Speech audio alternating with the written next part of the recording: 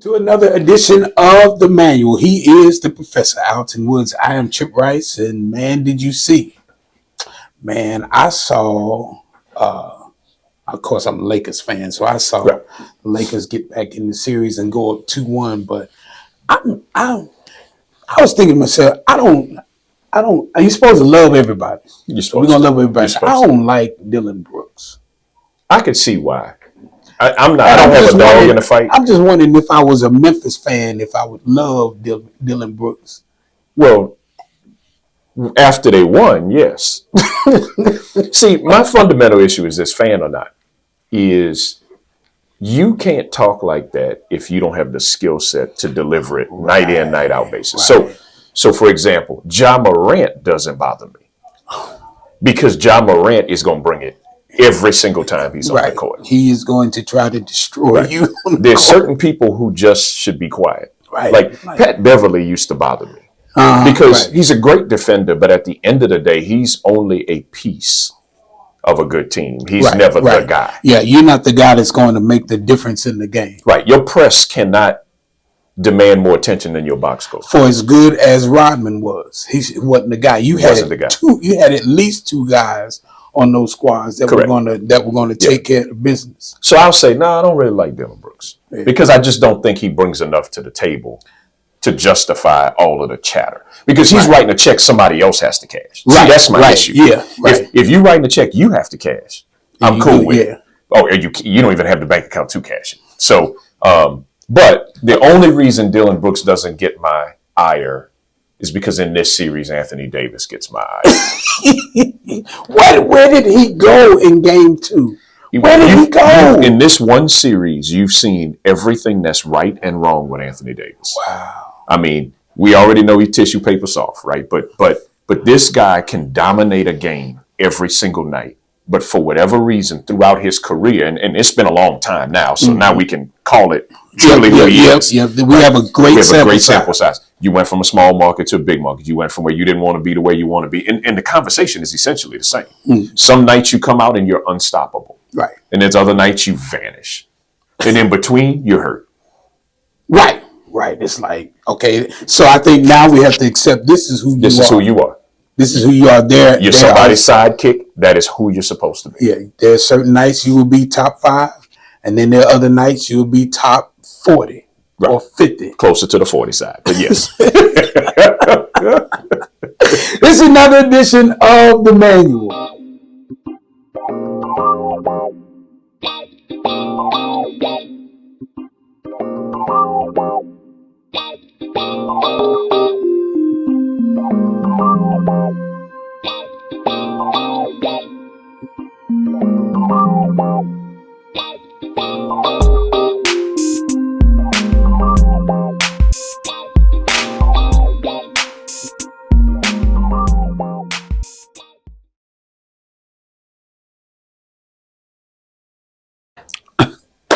So, got a lot to talk about today. As a matter of fact, before we even began the podcast, we had some individuals asking us what we were going to talk about today, and I said we're going to talk about commitment, why a man won't commit. And one guy said, "Commit to what?" And I was like, a number of things. There are a lot of things that we don't, as men, don't always commit to in a timely way. And so then he said, "Well, women." I was like, "Yeah, that too." Yeah. So it was funny because I asked him how long he had been married, and he was like, 23 years. 23 years. Yeah. And then I asked him how long did he date her. He said 7.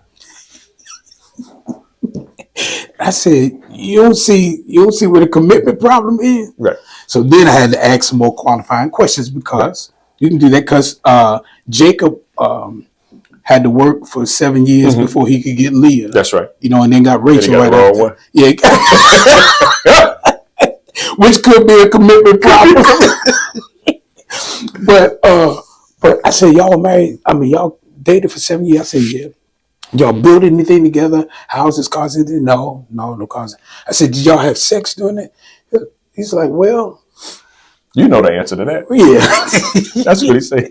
Which I thought was so cool because in a lot of instances, we don't equate commitment to the sexual Correct. piece. We think We that pull it out. Yeah, and say, okay, that's not a part of it. Correct. And so, we're trying to analyze and figure out, what is it? Why don't men commit to whatever it is, to their relationship with God, to their families, Right. to their craft, Right. to women, Right. to just we're trying to figure out what do we need to do, what can we learn, what is that we can adjust to learn Right. how to commit. Yeah, I think for me, one of the big parts is commitment, in my opinion, is a learned behavior. Right. So I mean, there's a natural thing that makes us flee difficult circumstances. Right. Absolutely. And so no matter what we're committing to, a job, another person, a vision, whatever, there are always peaks and valleys. Right.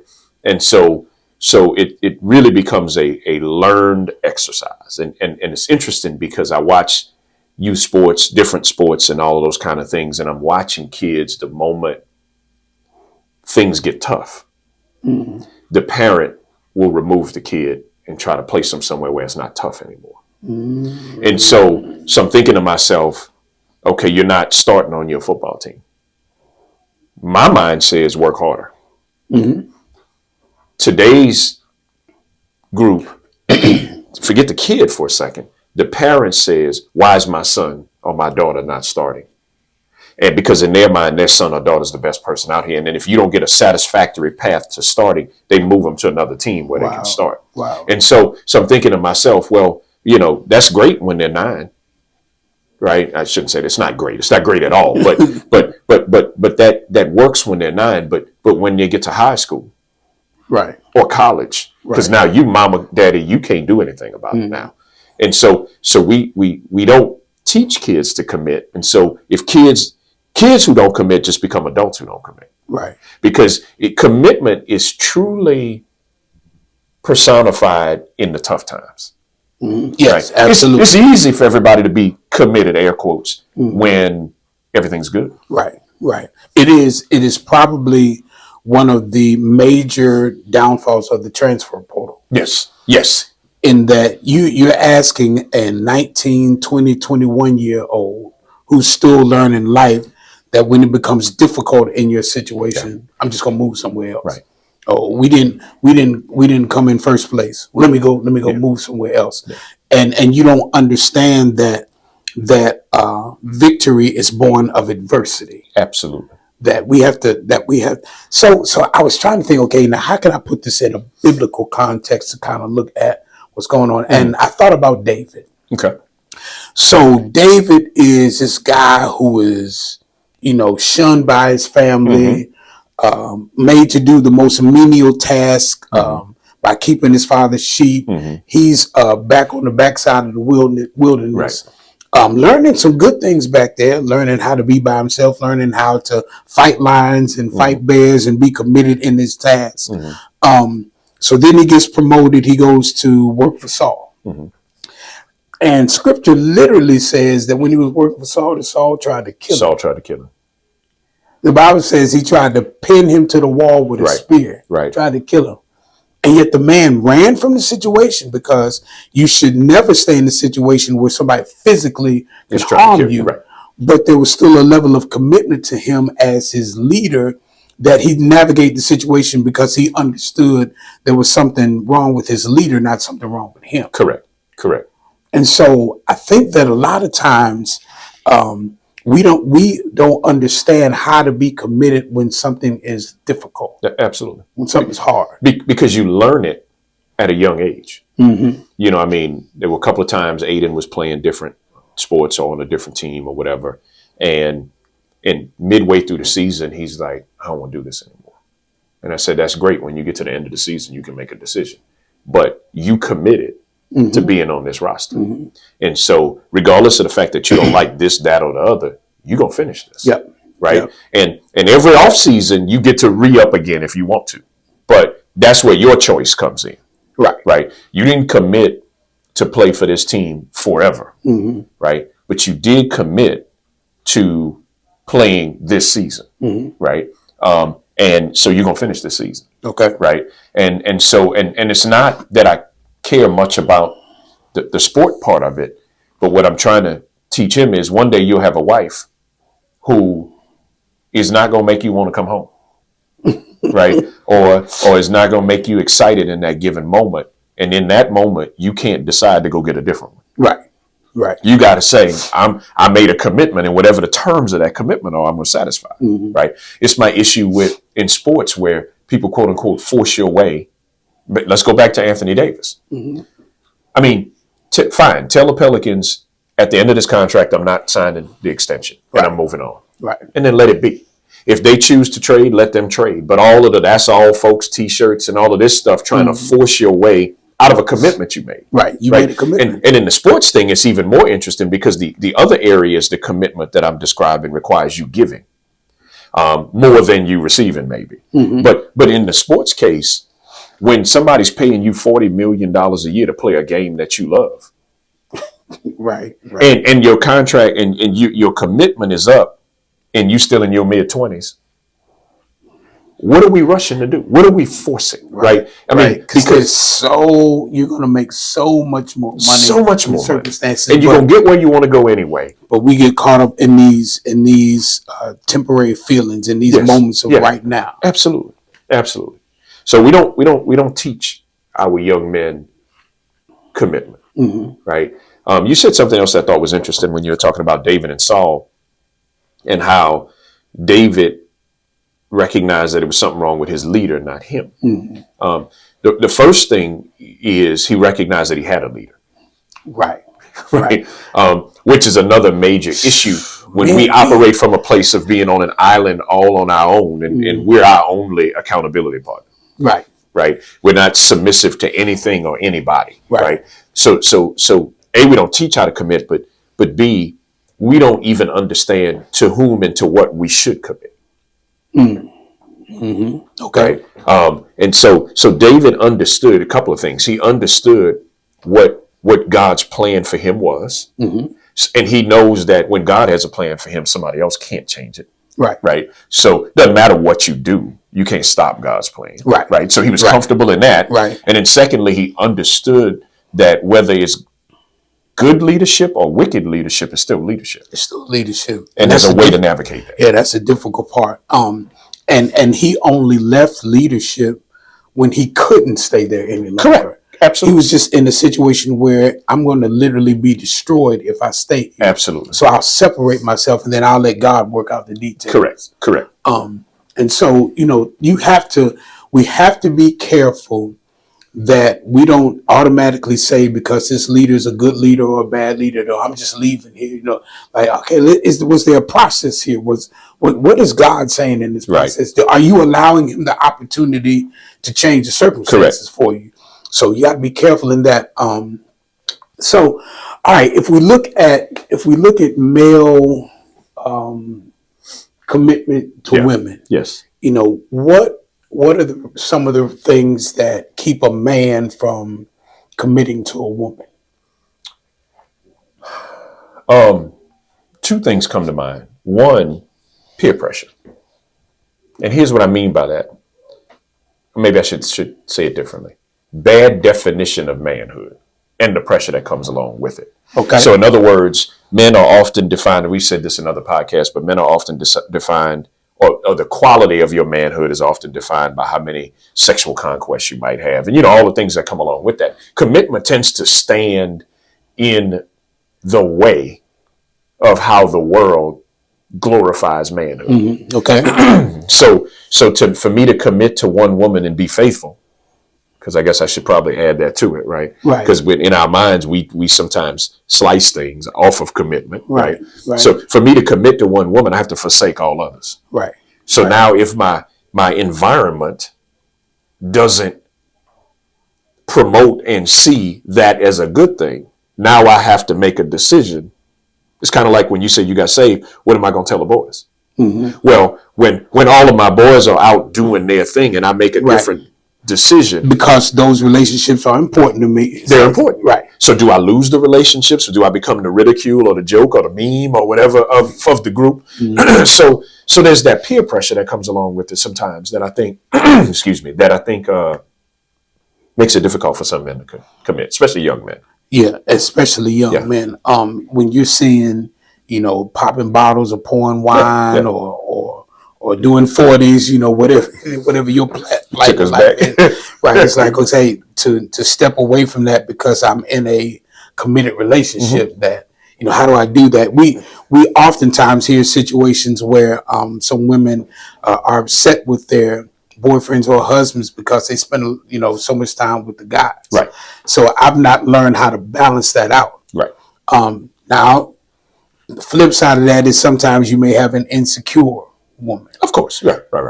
Man, this can go so much deeper because now we got to find out, did that insecurity come from something she brought, Right, or something you did?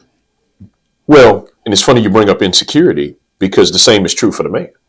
His inability to commit could be based on his insecurity. Okay. Right? He's seen failed relationships. He's seen mom and Yes. daddy not work. Yep. He's seen uncle and auntie not work, and Right. grandfather, grandmother. He's had other situations where now it's safer, Mm-hmm. Like, I'm good. emotionally safer I'm good. for me to keep it in a way that I don't have to look stupid or feel foolish if it doesn't work. Yeah, if it doesn't work If it out. doesn't work. If it doesn't work. Wow. The other piece that popped in my head as I was talking, and it goes back to the conversation we had right before we recorded, was simply this. Sometimes we just have the wrong definition of commitment. Wrong Because the definition. statement was, when you ask, well, were y'all having sex? It's like, well, yeah, but sex is different than commitment. I was like, whoa. Well, and it is in the way that we define it, but it shouldn't be. It shouldn't be. It shouldn't be. And so the other side to that is, and you've heard the whole old adage, why buy the cow when you get the milk for free? Absolutely. Right. And so now, if I'm getting all the benefits of commitment, not only does it become a deterrent for commitment, it can also become a confusing part of commitment. Because if I say I'm with you and then I get all of the benefits, then am I not already committed? Do I really have to take another step? Right. Is there anything else here that I need to do? And which is why a lot of brothers dismiss marriage. They're just like, well, okay, we good. We good. I'm just with you. I pay the bills. We live together. We bought this house together. Bad idea if you're not married. But terrible idea. And we have these kids together, and we together. Right. So, and I come home every day. So, aren't we committed?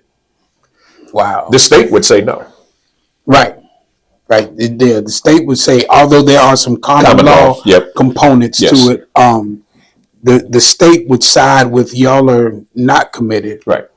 But more important than that, God would say, no, you're not. Absolutely. And that's the issue. We've put our own definition in. We've created our own circumstances. We've created our own definition. And God is like, yeah, no. And isn't that really the root of all of our problems? We've created our own definition. Like commitment, you name it, right? As believers, it fundamentally comes down to, are we going to do what God said? Or are we going to do what we said? Right. Because if we do what we said, then we're responsible for it. Right. It's not. It's arrogance. Yeah. It is absolute arrogance, because what we're saying is, I'm smarter than you, God. That this feels comfortable for me. This is cool. Correct. I'm smarter than you, and so therefore, this is how we're going to do things. And we're not taking into consideration the person that thought up an isotope. he thought up an isotope. He thought up a paramecium. Yeah. Somebody who is infinite in wisdom, has all wisdom, yet. But he's not smart enough to help me navigate this emotional relationship. God, I know what you said. You can knit the universe together, piece by piece. But when it comes to me and this girl, I got this. You don't know. I don't know about all that. Right. You don't know. And so until we really say, okay, how am I supposed to do this? And most of the time as men, we don't ask enough questions. We don't even ask what it is that I'm supposed to be doing, how I'm supposed to be doing it. Because as a man, a lot of times we feel the pressure of being the leader, of knowing enough and everything else. But when you consult other people in other areas of your life, in money, Right. in education, in Right. investing, in businesses, everything, Right. why in the world would you not try to figure out the greatest relationship you'll have between another individual? Because if you don't, as you were talking, if we don't commit to God first, the rest of it, well, if you can't stay committed to a perfect being, then how can you stay committed or be committed to an imperfect being? So, and so obviously, our belief structure is obvious based on the things we talk about. But I would challenge it. I mean, I know guys who believe, in the mother of the universe and all of this kind of stuff, but they hadn't talked to their mama in 6 years. So my point is your belief system is only part of this conversation for me. My point is, if you schizophrenic in whatever you believe, you're going to be schizophrenic in everything you do. Right. So I believe that God made Adam and Eve, and he made them to be together. Right. And he made them in order, in an order, with an order. Right. And so I believe all of that. And so if I can't be committed to his plan, then I certainly can't be committed to the Eve that he gave me. Right. And so whatever you believe, whatever that is, I'm not going to name them all because it's a bunch of them. But the first question you have to ask yourself is, are you even committed to your belief structure? Right. Fully committed. Fully committed. Fully committed. And so for believers, this is not that hard. I mean, you either believe it or you don't. Right. I understand you've accepted Jesus as your Savior, but have you accepted him as your Lord? Right. Because, right. I understand you want to get away from the hell part of it. I got that. Right. But have you submitted and committed your life to him? Because if you have, he tells you what to do. He does. There is no space for you to change it. Right. There's no room to change it. And life, he always wants the best for us. So if we're living a life less than what it is he's saying, we're basically saying that I want to live a life less than what it is that I'm supposed to have. Correct.